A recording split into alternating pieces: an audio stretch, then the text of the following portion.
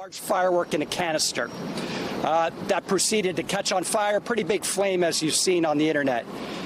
He then pulled out an airsoft rifle and fired 5 to 7 pellets, if you will, in the direction of 26 Federal Plaza. At that time, Federal Protective Services, 2 officers, a gray suit, a contractor with Allied that is employed to guard this building. And those 3 people and the 2 officers standing behind me in the blue shirts are the officers that intervened and took Mr. Arabaka into custody. Well, he had him on the ground. An FBI agent jumped in and they put handcuffs on him and took him in the building. He is currently in custody and he has been interviewed. Arabaka is a former United States Army soldier. He was enlisted for approximately 4 years, serving from 2001 to 2005. He was a repairman or mechanic on Patriot missile systems. He is 43 years old. There were injuries in this. 3 people were injured, minor injuries, 1 civilian and 2 government employees. Right now, our evidence response team is out working with NYPD and our New York Joint Terrorism Task Force to collect evidence, to conduct interviews. We have located a vehicle of Mr. Arabaka's. We have seized that vehicle. We are procuring or obtaining a search warrant.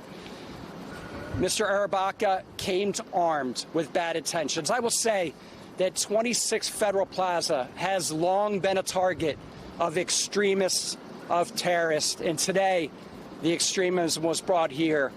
The building was attacked. Mr. Arabaka was looking to injure people and harm people.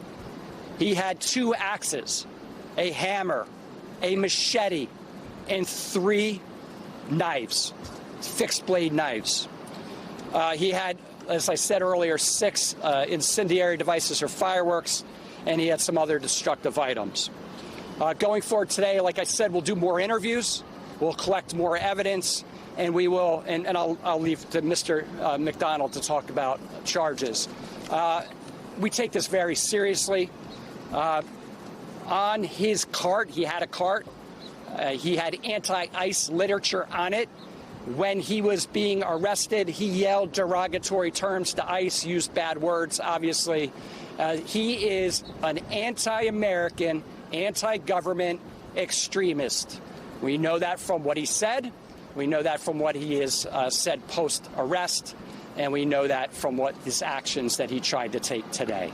So I will turn it over to Police Commissioner Tisch. Thank you, Jim. Good afternoon. I am here to provide some additional details about this morning's incident outside of 26 Federal Plaza. This remains an active investigation, and the information that we have is still being gathered and is subject to change. At approximately 8:30 this morning, a call came in to New York City's 911 call center that there was an active shooter outside of 26 Federal Plaza in Lower Manhattan. 2 additional calls in the subsequent minutes reported an explosion and a male setting off fireworks at the location. Units from NYPD's 5th Precinct responded within 2 minutes of the first 911 call, and by the time they were on scene, the suspect had already been taken into custody by federal officers. The suspect has been identified, as you just heard, as Andrew Arabaka, 43 years old, of Poughkeepsie. He is believed to be a U.S. Army veteran. His last known address was up in Harlem. His vehicle, a black Toyota RAV4, was located parked in the vicinity of West 124th Street and Broadway, and that vehicle is subject to search pending a search warrant. The entire incident unfolded in view of an NYPD camera positioned on the southwest corner of Worth Street and Broadway. Video and witness statements describe the suspect's actions as follows. At approximately 8:30 a.m., Mr. Arabaka arrived at Worth Street and Lafayette Street in front of 26 Federal Plaza. Once he arrives, he ignites a bundle of what appears to be fireworks, which begin to smoke. He then goes back into his cart and takes out an airsoft rifle and proceeds to brandish it, and he appears to fire several pellets from the airsoft rifle. Next, he pulls out an orange bucket from his cart and runs towards the bushes along the building line. He dumps the contents of the bucket, an incendiary liquid, between two sets of bushes along the perimeter of this property and ignites a fire. Federal agents and officers then run up to the subject, subdue him, and take him into federal custody. On the scene was recovered, among other things, 2 airsoft rifles and the container with the flammable liquid. Also affixed to the suspect's cart was a sign reading "Ice off our streets." During the incident, the suspect was wearing a military-style helmet. This incident occurred along federal property, and the NYPD is supporting the federal government in their investigations. Charges are yet to be filed. Our work with the Joint Terrorism Task Force and the Southern District of New York is critical to keeping our city safe, and I commend the federal agents and contractors and officers who responded to the threat this morning. Now I'm going to turn it over to Deputy United States Attorney Jamie McDonald. Thank you. I'm Jamie McDonald, the Deputy United States Attorney for the Southern District of New York. As you can see, we're here in response to an incident this morning that took place just behind us here at the Jacob K. Javits Center, which houses dozens of federal agencies and thousands of federal employees. I want to thank the work of our law enforcement partners whose rapid response led to the neutralization of the threat and the immediate turn to evidence collection and investigation. Our office, the Southern District of New York, led by the National Security Unit and the General Crimes Units, are working closely with the FBI, the NYPD, FPS, and others to investigate this matter. As you've heard, one individual has been taken into custody. Our investigation is continuing, and we will keep the press and the public updated on charges. Thank you. All right, time for a few on-topic questions. Which be called on? From the party.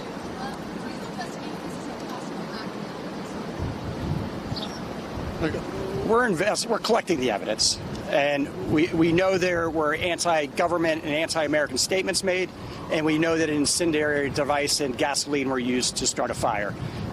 Charges are determined by the U.S. Attorney's Office. Right now, the FBI, the New York City Police Department, the New York State Police Department, all are members of the task force, the Joint Terrorism Task Force, are out collecting evidence today. We will present that evidence to the United States Attorney's Office, and the United States Attorney will make that charging decision. I don't know what those will be. Aaron.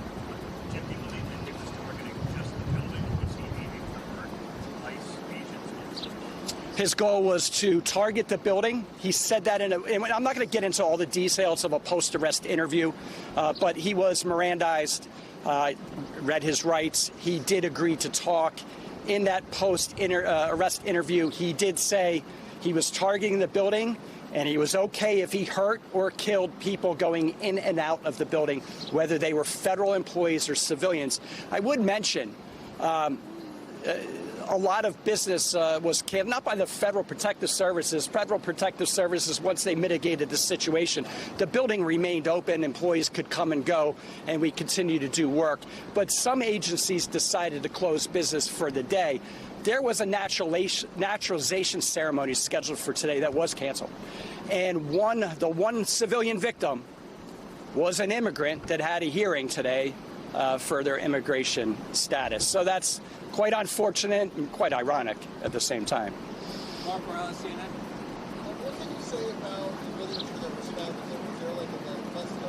If we know that another whereabouts on the way in, is the authority part what did you get into town? So he arrived in this area, well, I should say, yesterday he went from Harlem. He took the subway down to the Penn Station area. He walked down and stayed overnight in the vicinity of the Holland Tunnel on the street. Then he came down to this area around 5 a.m. He ventured over to our spot a little after 8 o'clock. That's the timeline for his movements. We're still collecting evidence. The NYPD is out doing what the NYPD does great, and they're working with the JTTF on that.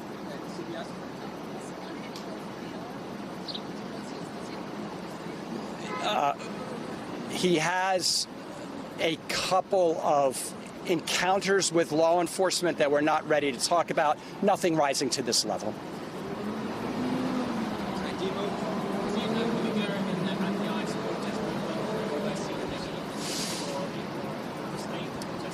Look, I would say that protesting in the United States is protected by the First Amendment. We do not track protesters. We do not know who comes and goes as far as protests. So I don't know if he's been involved in any protests at all. All right, thank you guys. That's all. Thank you. Thank you. Thank you guys.